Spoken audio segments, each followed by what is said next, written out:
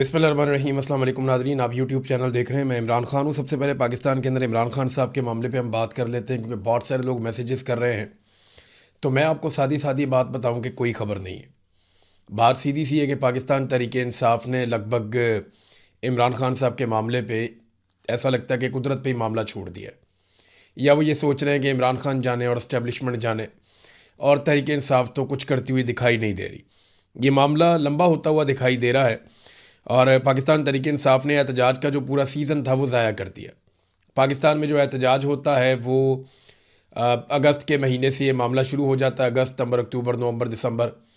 फिर जब ज़्यादा सर्दी होती है तो फिर एहतजाज नहीं हो सकता। फिर उसके बाद फरवरी, मार्च और अप्रैल, इन महीनों में पाकिस्तान में एहतजाज हो सकता है। उसके बाद फिर एहतजाज की डेट्स नहीं रहती, बहुत गर्मी हो जाती है।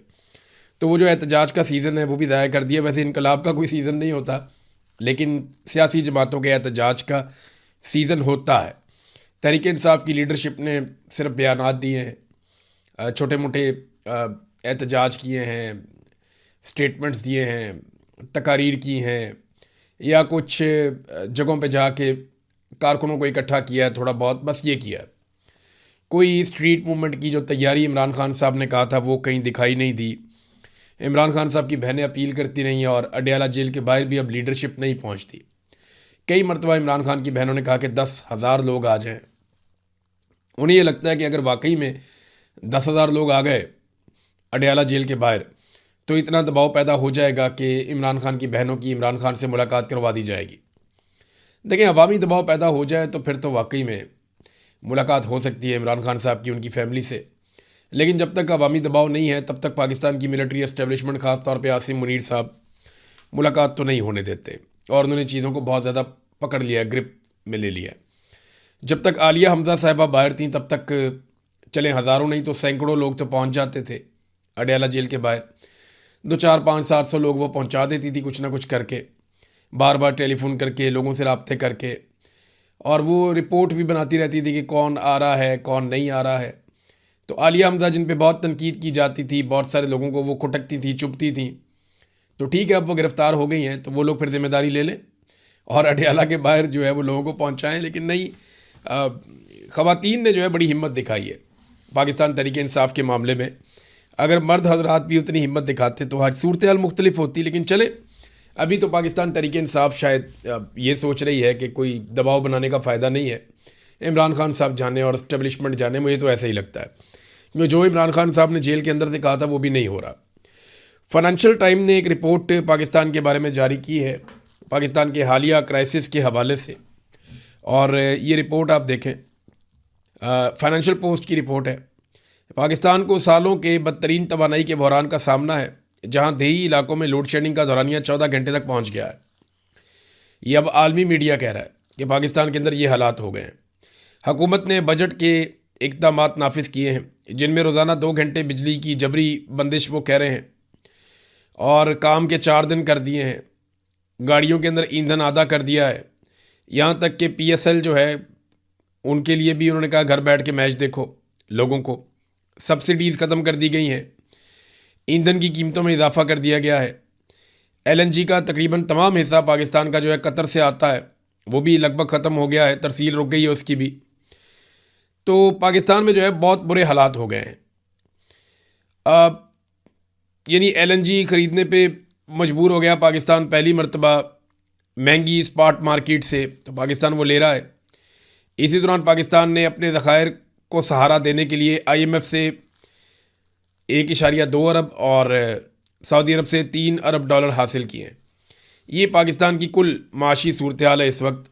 बेड़े गर्क हुआ हर चीज़ का, लेकिन ज़िद अपनी जगह पे कायम है कि इमरान खान से माफ़ी मंगवानी है, इमरान खान को खौफज़दा करना है, चाहे उसके लिए पूरी कौम की कुर्बानी देनी पड़ जाए। एक आदमी, फील्ड मार्शल आसिम मुनीर की ज़िद, पूरा इदारा बदनाम हो गया, पूरा मुल्क बदनाम हो गया, मुल्क में इंसानी हकूक़ की पामालियाँ हो गई, और एक पॉलिटिकल लीडर जिसके ऊपर जाली मुकदमात हैं वो बेचारा जेल के अंदर बंद है। सारी दुनिया जानती है इमरान खान करप्ट आदमी नहीं है, बेईमान आदमी नहीं है। इमरान खान के बदतरीन मुखालिफिन इस बात की गवाही देते हैं, लेकिन इसके बावजूद वो जेल के अंदर बंद है और उसकी सेहत से खेला जा रहा है। 74 साल का इमरान खान उसके लेवल का दूसरा आदमी नहीं है पाकिस्तान में। लेकिन वो लोग जो इमरान खान के सामने बोनों की औकात भी नहीं रखते, वो इमरान खान को दीवार से लगा के बंदूक के ज़ोर के ऊपर अपनी मनमानी कर रहे हैं। और वो मनमानी सिर्फ इसलिए कर पा रहे हैं कि पाकिस्तानी इंतज़ार कर रहे हैं किसी मोजज़े का। अगर पाकिस्तानी किसी मोजज़े का इंतज़ार करने के बजाय ख़ुद खड़े हो जाए ना, तो इकबाल ने कहा था, खुदा ने आज तक उस कौम की हालत नहीं बदली, ना हो जिसको ख्याल ख़ुद अपनी हालत बदलने का। अल्लाह भी मदद तभी करता है जब इंसान अपनी मदद के लिए ख़ुद हिम्मत करता है। वो एक बड़ा ज़बरदस्त मुहावरा है, हिम्मत मर्दा और मदद खुदा। लेकिन यहाँ पे लोग किसी मोजज़े का इंतज़ार कर रहे हैं। हालात यहाँ तक पहुँच गए हैं कि इनका जो दिल करता है वो करते हैं। पंजाब में इन्होंने सेहत का और तालीम का बजट जो है उसमें कटौती करके 50 एकड़ की फ़िल्म इंडस्ट्री के लिए कोई वो बना रहे हैं कि जनाब हम फ़िल्म सिटी बनाने जा रहे हैं। फ़िल्म सिटी से फ़िल्म थोड़ी बनती है, फ़िल्म तो बनती है कंटेंट से, फ़िल्म तो बनती है उनको इजाज़त देने से। क्या पाकिस्तान में कोई आज़ादी से फ़िल्म बना सकता है? बेशुमार ऐसे टॉपिक्स हैं जिनके ऊपर फ़िल्में बने तो पूरी दुनिया में मशहूर हो जाएं, लेकिन यहाँ चरबा फ़िल्में बनाई जाती हैं। और उसकी वजह यह है कि सही फ़िल्म बनाने की, इस्लाही फ़िल्म बनाने की, या कोई इनकलाबी फ़िल्म बनाने की, या रियल इशूज़ के ऊपर फ़िल्म बनाने की इजाज़त ही नहीं है पाकिस्तान में, अलाउ ही नहीं करते। तो कमर्शियल किस्म की चरबा फ़िल्में बनती हैं। आप जितना मर्जी पैसा लगाएं, चाहे हेल्थ में से काट के, चाहे तालीम में से काट के, और यही वो कर सकते हैं और वो कर रहे हैं, और उन्हें रोकने वाला भी कोई नहीं है। और लगातार पाकिस्तान जो है वो इन हरकतों की वजह से नीचे जा रहा है। नाज़रीन, इस वक्त जब मैं ये वीडियो रिकॉर्ड कर रहा हूँ, थोड़ी देर पहले ये इत्तला आई है कि 1 दर्जन के करीब मज़ीद कार्गो तैयारे, जो फ़ौजी तैयारे हैं अमेरिका के, ये 1 दर्जन के करीब तैयारे हैं, ये भारी फ़ौजी साजो सामान लेकर मिडल ईस्ट की तरफ आ रहे हैं। मे भी अभी जब ये वीडियो सुन रहे हों तब तक पहुँच गए हों या वो पहुँचने वाले हों। बहरहाल ये अमेरिका असला जो है बड़ी मिकदार में इकट्ठा कर रहा है यहाँ पे मिडल ईस्ट में, ताकि हर तरह की सूरत हाल में अमेरिकन को एक मरतबा फिर बैकफुट पे ना जाना पड़े। यानी इतना असला वो यहाँ पे इकट्ठा कर रहे हैं, इतना साजो सामान लेकर आ रहे हैं, ऐसा ज़बरदस्त घेरा वो डाल रहे हैं चारों तरफ से ईरान को कि अगर फ्यूचर में दोबारा लड़ाई हो जाती है तो फिर उन्हें पहले की तरह पीछे ना हटना पड़े या उनको शर्मिंदगी का सामना ना करना पड़े। रशिया का एक लग्जरी जहाज़ गुजर गया था और इस वक्त आबना हुर्मुज़ में से जो अभी इतला आई है 2 जहाज़ गुजरे हैं। इनमें एक चीनी जहाज़ है और एक जापानी जहाज़ है। ये दोनों ऑयल टैंकर्स हैं, चाइना के और जापान के।